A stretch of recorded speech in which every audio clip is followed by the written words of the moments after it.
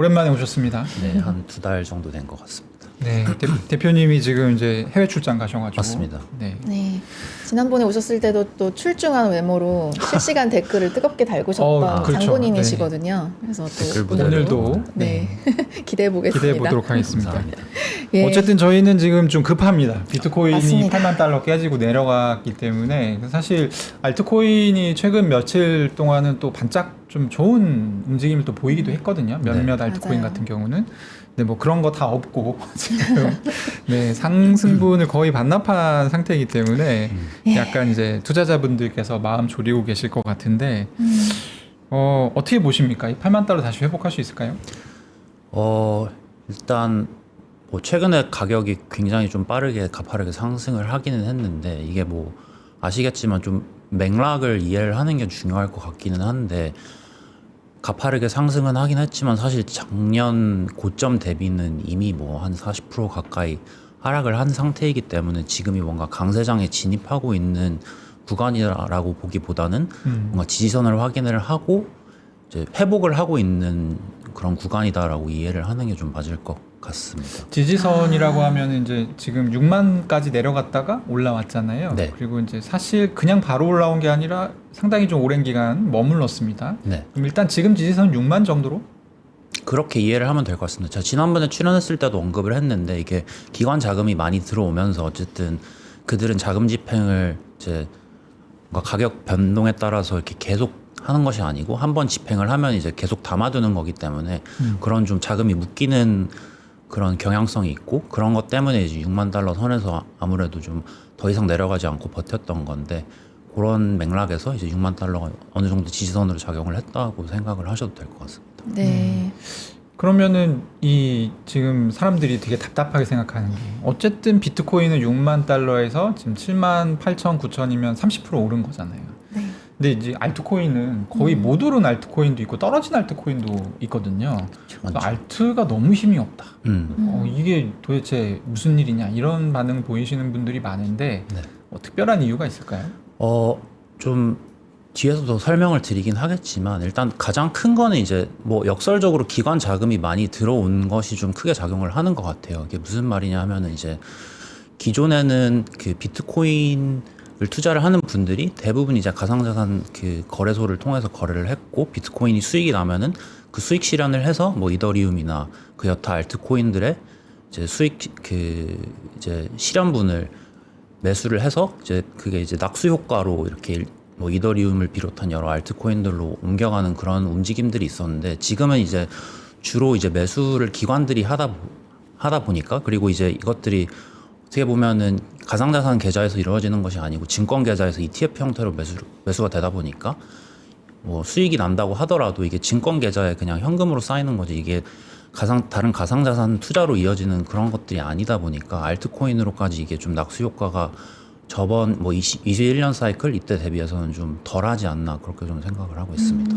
그럼 기관 투자자들이 이제 비트코인 쪽으로 많이 가고 있다는 얘기는 그 기관 투자자들은 알트코인 쪽을 좀 더 신중하게 보고 있다 이렇게 이해해도 되는 걸까요? 네, 그런 것도 있고 사실 지금으로서는 뭐 앞서 그 말씀해 주시긴 했지만 클래리티 법안이 아직 통과가 되기 전이기 때문에 그런 여러 알트코인들에 대해서 이제 기관 투자자들이 투자할 수 있는 비클 자체가 없다 보니까 지금 이제 유일하게 투자할 수 있는 것이 뭐 비트코인, 그 다음에 이더리움, 그 다음에 뭐 몇 가지 안 되는 알트코인 정도이기 때문에 사실 매수를 할 수 있는 알트코인 자체가 기관 투자자들이 법적으로 매수할 수 있는 알트코인 자체가 많이 없다 보니까 좀 그런 낙수 효과가 이제 기관 투자자들이 많이 들어온 만큼 비트코인 가격은 좀 지지가 되지만 알트코인으로는 좀 흘러가기는 어려운 지금 구조이다라고 좀 이해를 하면 될 것 같습니다. 그러면은 뭐 비트코인에 완전히 알트코인이 묶여 있다 이렇게 보기보다는 그냥 상황상 알트코인의 옵션 자체가 많이 없기 때문에 그런 부분도 있다. 네. 그래서 반반이다 이렇게 이해를 하면 되나요? 네, 좀 그런 구조적인 원인이 있다라고 좀 이해를 하면 될 것 같습니다.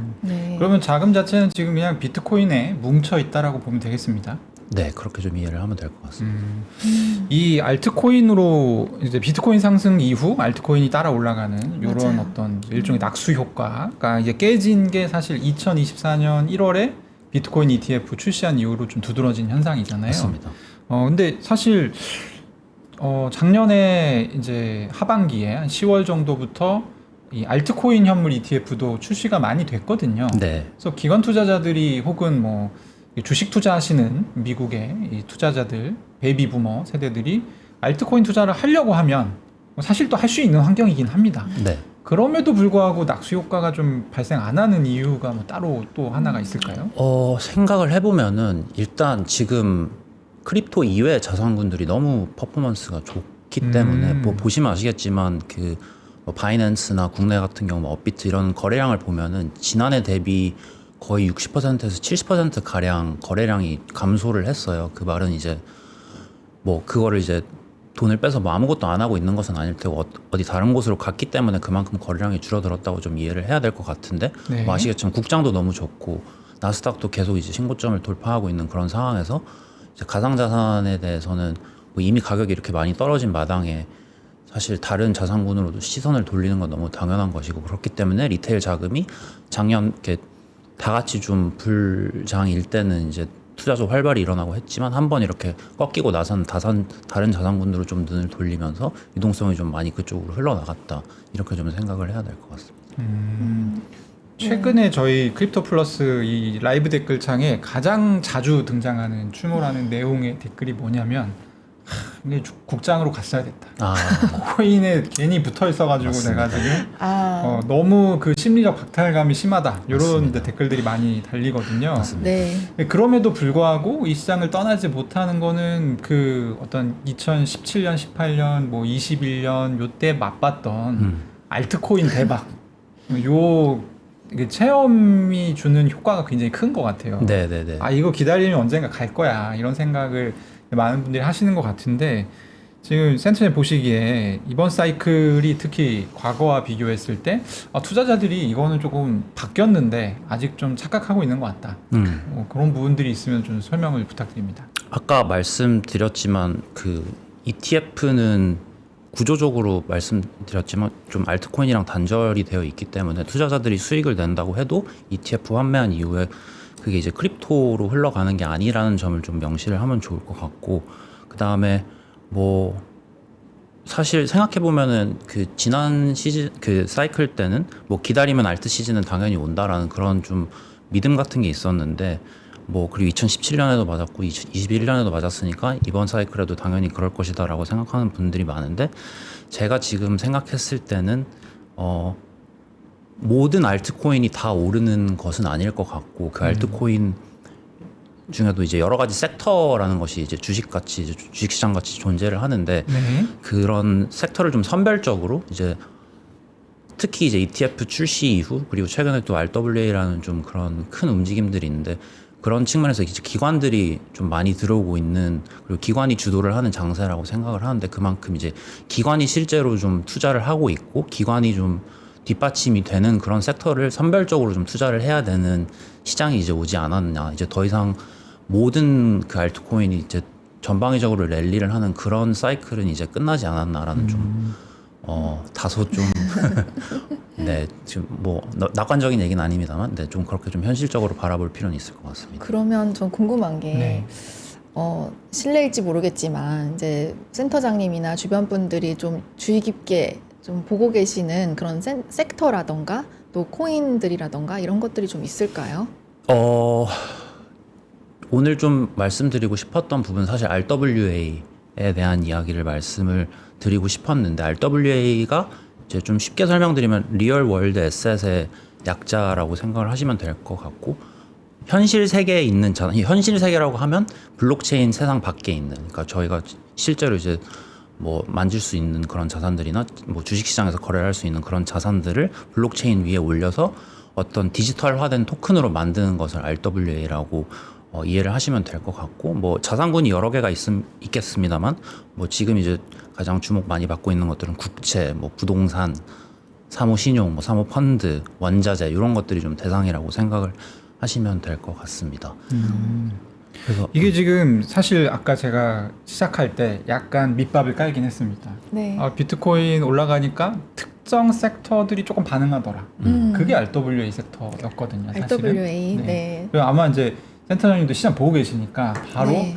RWA로 돈이 좀 들어오는 것 같다 이런 생각 하시는 것 같고 네. RWA가 사실 이제 민코인이나 디파이 같은 게 대중적 인지도는 훨씬 높잖아요. 그렇죠. 근데 RWA에 돈이 들어오고 또 비트코인이 조금 올라가니까 요 섹터에 있는 코인들 가격이 또 따라 올라가는 그런 현상이 나타나는 이유가 뭘까요? 이게 도대체 뭐 하는 거길래?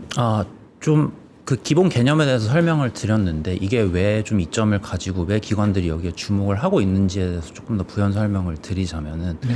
뭐 제가 아까 말씀드린 지금 토큰화되고 있는 여러 자산군들 뭐 국채, 부동산, 사모펀드, 원자재 이런 것들이 사실 지금까지는 두 가지 벽이 크게 있었다고 저는 생각을 하고 있는데 첫 번째는 돈의 벽인데 이제 시장에는 뭐 저희가 잘 알지 못하지만 연 뭐 10%에서 15% 정도 수익을 내는 뭐 여러 이제 글로벌 사모펀드, 부동산 펀드 이런 것들이 있는데 네. 이거를 진입하기 위해서는 사실 최소 수십억 원이 필요하고 그다음에 이제 기관 투자자의 자격이 필요로 하는 경우들이 많았습니다. 그래서 일반 투자자들은 사실 쉽게 접근할 수 없는 이런 자산군들이었다는 이런 첫 번째 돈의 벽이 있었고 두 번째는 이제 유동성의 벽이라고 저는 표현을 하는데 들어간다고 하더라도 돈이 묶여버리는 경우가 되게 많아요. 그래서 네. 뭐 폐쇄형 펀드 같은 경우에는 환매를 뭐 분기에 한 번 하는 그런 경우들도 있고 락업 기간이 뭐 수년간 있는 경우들도 있고 그러면 그동안은 사실 진입을 한다고 해도 급하게 현금이 필요했을 때 내가 이걸 환매를 할 수 없는 그런 어려움들이 있었거든요. 근데 사실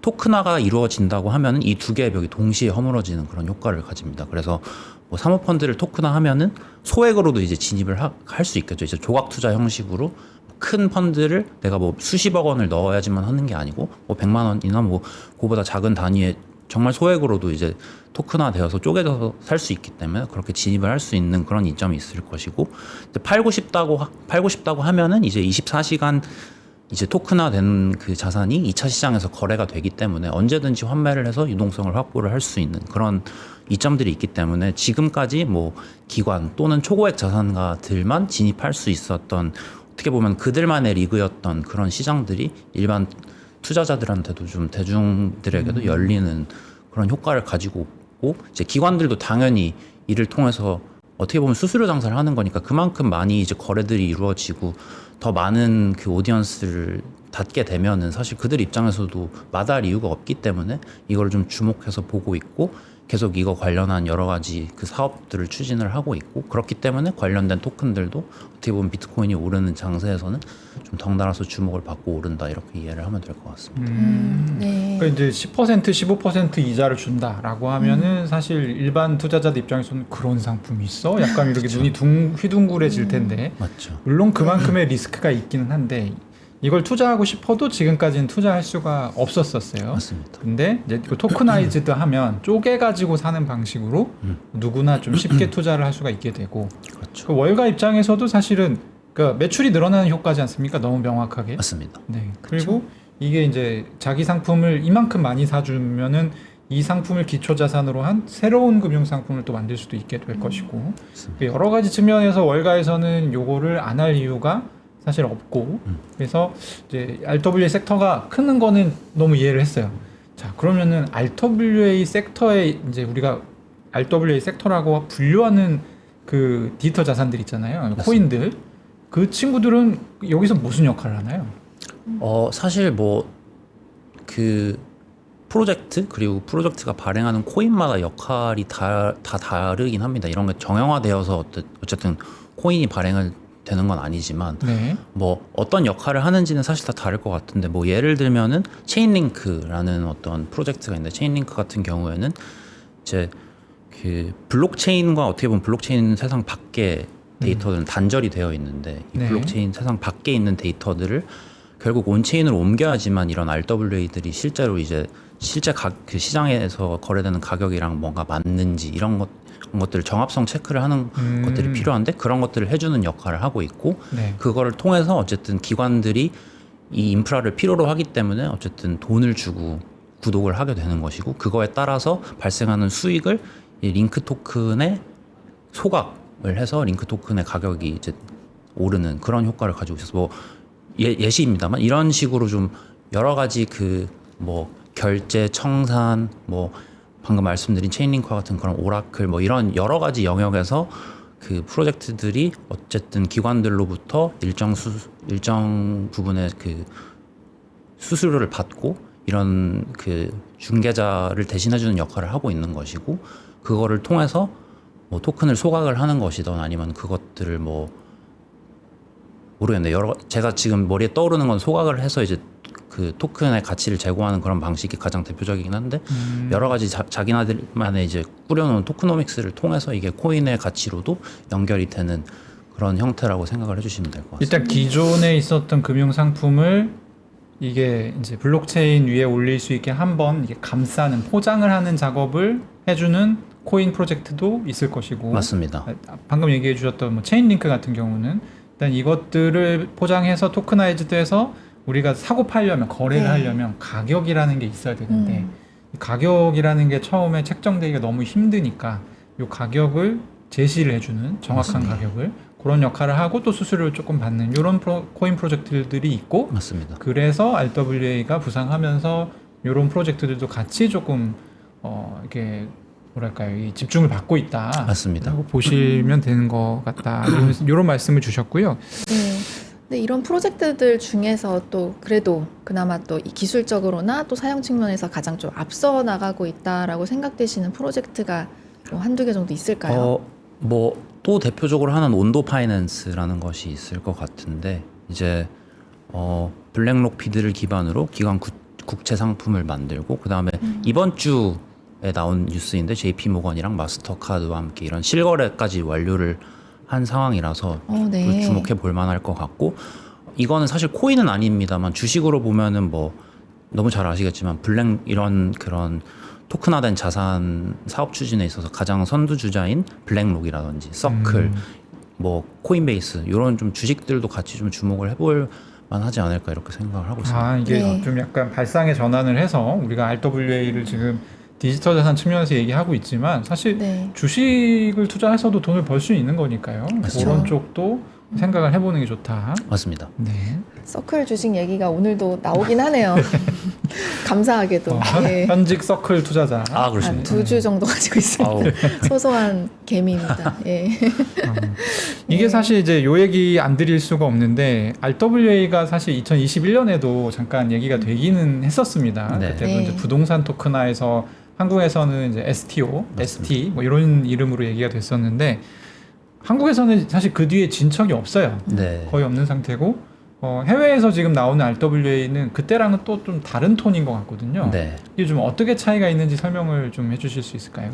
그 과거에 RWA가 좀 주목을 받았을 때를 생각을 해보면은 그때는 이제 뭐 이런 게 가능할 것 같다 정도의 그런 기대감이었는데 지금은 이미 되고 있다라는 실증 단계로 넘어간 거라고 저는 생각을 하고 있고 JP 모건이 22년에 폴리곤 위에서 그때 당시에 제가 기억하기로는 싱가포르 채권이었나요? 그래서 첫 블록체인 디파이 거래를 완료를 해서 그냥 이런 것들이 가능하구나 정도를 이제 테스팅을 했던 단계였는데 이제 2024년에 블랙록이 비들을 통해서 이제 미국 국채를 이제 펀드로 출시를 했고 뭐 아시겠지만 굉장히 짧은 기간 안에 많은 자금이 모였고 이제 블랙록이 이렇게 선두주자로서 움직이니까 프랭클린 템플턴, 뭐 피델리티, JP 모건 이런 기관들이 6개월 안에 다 같은 방향으로 움직여서 사실 그때 당시에는 실험만 했던 것들이 지금은 이제 블랙록과 같은 1위 자산 운용사를 비롯해서 여러 기관들이 이미 다 좀 결집을 해서 사업을 추진을 하고 있는 그런 상태이고 그 다음에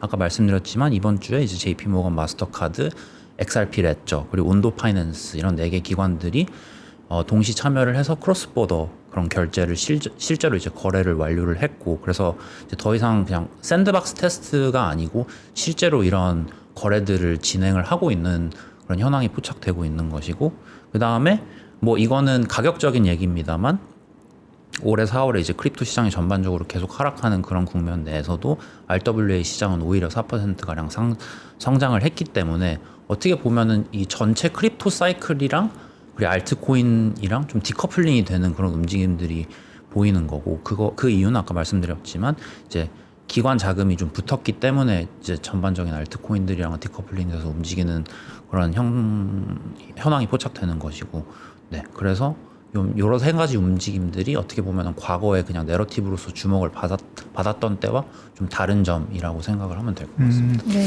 아마 저는 이제 오늘 여러 가지 이름을 얘기를 해주셨거든요. 뭐 굳이 나열을 해보자면 블랙록 블랙록이라고 하는 이제 자산운용사죠. 네. 얘기해 주셨고 서클 스테이블 코인 발행사고 그리고 온도 파이낸스, 체인링크 뭐 이 정도를 지금 얘기해 주셨는데 일반 투자자들이 그냥 내가 RWA라고 하는 이 섹터에 노출이 되고 싶다. 그냥 이게 올라가면 나도 돈을 버는 그런 구조로 조금 투자를 하고 싶다라고 했을 때는 어떻게 투자를 하면 좋을까요? 어디에? 네 군데 중에 하나 고르신다면? 저는 블랙록 주식을 블랙록이지 사라. 않을까. 왜냐면은 이제 아시겠지만 블랙록은 뭐 가상자산 사업을 하는 곳들 중에서는 가장 크긴 하지만 그거를 제외하더라도 전 세계에서 가장 큰 ETF 운용사이기도 하기 때문에 네. 지금 이제 뭐 여러 가지 주식 시장에서 잘 되고 있는 그런 것들의 수혜를 보기도 하고 플러스 이제 이런 RWA에서도 선두주자로서 여러 가지 매출이 또 증진될 그런 여력이 충분하기 때문에 두 가지를 좀 익스포저를 같이 가져갈 수 있는 측면에서 블랙록이 좀 주목을 해볼 만하지 않을까 이렇게 생각하고 있습니다. 네, 그 RW 얘기를 듣다 보니까 굉장히 우리가 관심을 가져줘야 되는 섹터는 분명한 것 같은데, 근데 또 아무래도 좀 새롭게 피어나고 있는 섹터이다 보니 규제 리스크도 분명히 있을 것 같거든요. 맞습니다. 그래서 뭐 그거 외에도 또 투자자들이 좀 체크를 해보면 좋을 만한 그런 부분들이 있을까요? 네. 좀 세 가지 말씀을 드리고 싶은데 첫 번째는 이제 토큰 가격과 기초 자산은 좀 엄연하게 다르다라는 걸 말씀드리고 싶어요. 그래서 RWA 시장 규모가 지금 27조 원 가량 되는데 그렇다고 해서 RWA 토큰 시가총액이 27조 원이라는 뜻은 아니거든요. 그 TVL이라고 해서 토탈 밸류 락드, 그러니까 그 RWA 자산에 얼마나 사람들이 이제 투자를 했고 자산이 묶여 있는지를 나타내는 수치인데, 흔히 이걸 보고 그럼 이 TVL이 높아지니까 토큰 가격도 당연히 오르겠지라고 생각을 하는 경우들이 있는데 엄연히 다르다라고. 당연히 상관관계는 있고 어쨌든 가격이 후행해서 TVL이 오르면은 그만큼 수수료 수익이나 이런 것들이 발생을 하기 때문에 토큰 가격이 오르는 측면은 있겠지만 이게 정비례해서 오르는 것이 아니고 반드시 또 그 상관관계가 또 명확하게 있어서 TVL이 오르면 당연히 토큰 가격은 오르는 거다. 이건 아니라는 점을 좀 이해를 하셔야 될 것 같고, 그러니까 이 RWA 분야의 TVL이 오른다고 해서 RWA 섹터로 분류된 코인의 가격이 그렇죠. 오르는 건 아니다. 그렇죠. 네. 그래서 각 코인들이 그 내에서 어떤 역할을 하고, 지난번에도 말씀드렸지만 그 역할을 함으로써 어떻게 수익을 내고 그것들이 어떻게 토큰의 가치로 귀속이 되는지를 반드시 좀 다 보시고 이제 특정 코인에 투자를 하는 것이 맞을 것이다라는 이야기를 먼저 말씀을 드리고 싶고, 두 번째는 법적 집행 가능성인데, 이게 온체인 계약을 통해서 그 RWA 이런 자산들이 이제 그 거래가 되고 체결이 되는 것인데, 이게 실제 이제 법적으로 이 실물 자산이랑 연계가 되어 있기 때문에 이 실물 자산에도 이런 법적으로 바인딩 되는 이런 것들이 온체인에서 반드시 거래가 일어난다고 해서 이 실물 자산이 그런 법적인 구속력을 갖는 형태로 거래가 되는 것은 아니라는 것을 좀 이해를 해야 될 것 같아요. 그래서 토큰을 들고 있다고 해서 이 실물 자산에 대한 법적 권리가 자동으로 보장되는 것은 아니고, 이게 관할권마다 너무 다르고, 뭐 미국 같은 경우는 클래리티 법안이 나오고 그 후속적인 그런 여러 가지 좀 그런 규제들이 나와야지 이런 것들이 좀 보장이 되는 거다라는 점을 이해를 하실 필요가 있을 것 같고, 세 번째는 이제 체인에 대한 리스크인데, 이게 어느 블록체인 위에서 이 RWA가 발행이 됐느냐에 따라서 유동성이라든지 규제 환경이 다 너무 다르기 때문에 같은 RWA 토큰도 어느 체인에 발행이 되어서 거래가 되고 있느냐를 좀 주목을 해서 보아야 한다, 이렇게 말씀을 드리고 싶습니다. 이게 네. 어려운 시장이네요. 사실 제가 그냥 저 같은 일반 투자자 입장에서는 지금 오늘 얘기를 들으면 비트코인이 잘 이렇게 올라도 또 알트코인은 또 낙수 효과가 없을 수도 있는 세상이 왔고, 네. 그 와중에 또 알트 중에서도 오르는 건 오르고 내리는 건 내리는데, 또 거기서도 RWA는 좋은데 또 RW 코인이 오르지 않을 수도 있는 거고, 그렇죠. 네, 또 그것도 어디에 어느 체인에 있느냐를 그렇죠. 또 봐야 되는 거고, 맞습니다. 이 단계가 지금 한 6단계를 설명해 주신 것 같아요. 맞습니다. 네. 좀 복잡하긴 한데 뭐 사실 주식 투자라고 해도 전 다를 건 없다고 생각을 합니다. 근데 네. 워낙 역사가 깊고 애널리스트 분들도 많고 다 이제 이렇게 정형화하고 체계화해서 많이 정리가 되어 있고 계속 뉴스에 대해서 이런 것들이 공표가 되고 하기 때문에 저희가 그런 금융 이해도가 높은 것인데, 사실 코인도 마찬가지지만 너무 초기 시장이고 뭐 이런 것들에 대한 분석이 이루어지는 것들이 비교적 적다 보니까 좀 어렵다고 느낄 수는 있는데 사실 네. 생각해보면 주식시장과 크게 다를 건 없다 이렇게 생각. 그건 또 그러네요. 생각을 알겠습니다. 해봐도 될것 인정합니다. 네. 네.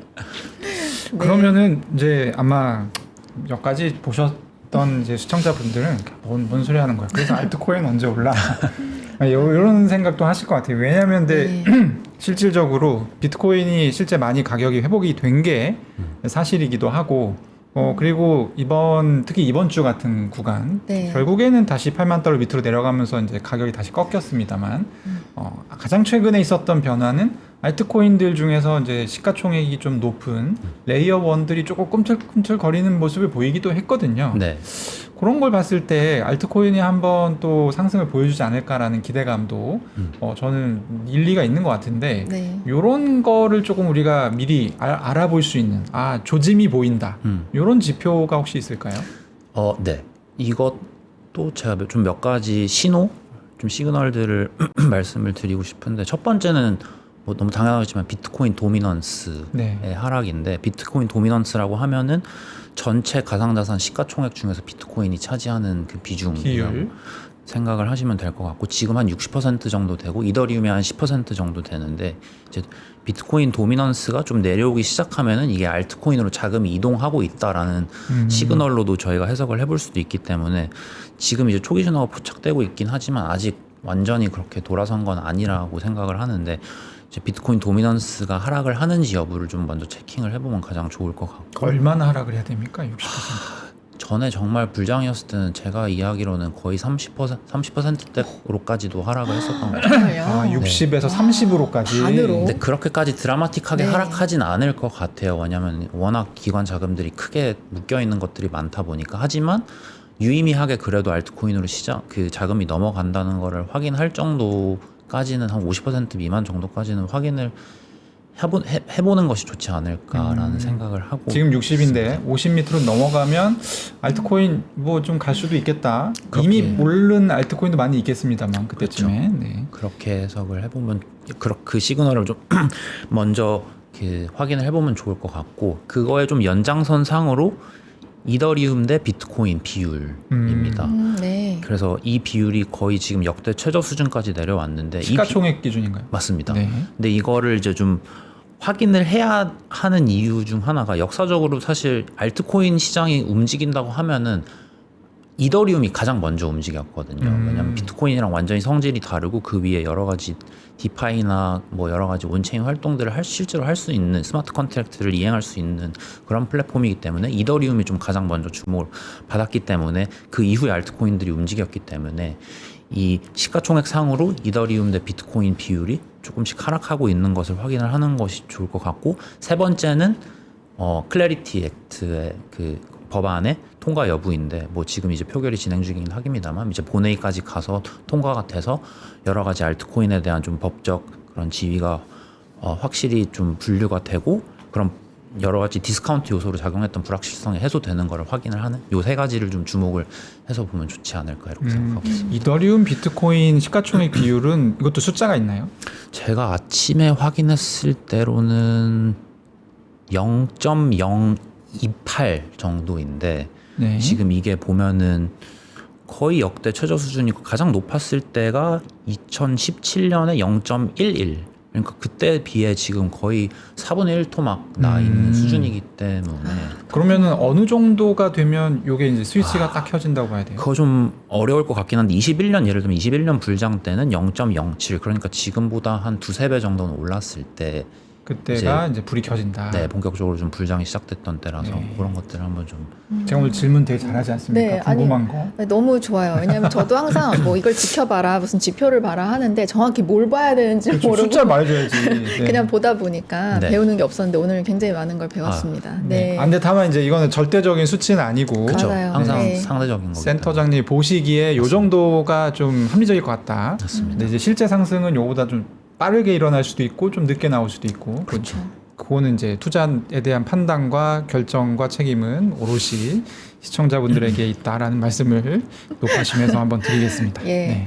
마지막으로 2026년 하반기 크립토 시장에서 좀 우리가 그래도 주의 깊게 봐야 될 키워드 뭐 하나만 꼽아주신다면 어떤 게 있을지 궁금합니다. 제가 계속 얘기한 부분이긴 한데 기관이고 기관화의 완성을 좀 주목해서 봐야 될 것 같고 이제 상반기가 좀 기관들이 인프라를 깔고 이제 상품을 올리기 시작하는 시기였다면 이제 하반기에는 그 인프라 위에서 실제 자금이 움직이기 시작하는 시기가 될 것 같고요. 그래서 좀 가격 전망보다 더 중요한 건 제가 봤을 땐 방향성인 것 같고 이미 지금 크립토 시장에 이제 월가가 들어와서 같은 언어로 움직이기 시작하는 시점이기 때문에 저 기관 자금이 계속 들어오는 것을 좀 확인을 하고 실제로 이런 것들이 실제 상품으로도 연결이 되고 매출로도 연결이 되고 이런 것들을 좀 주목해서 지켜봐야 하지 않을까 이렇게 생각을 하고 있습니다. 네, 오늘 진종현 센터장님 모시고 여러 가지 얘기 나눠봤습니다. 오늘 감사합니다. 감사합니다. 감사합니다. 네, 크립토 플러스 오늘은 여기까지입니다. 내일 오전 11시에 다시 찾아뵙겠습니다. 감사합니다.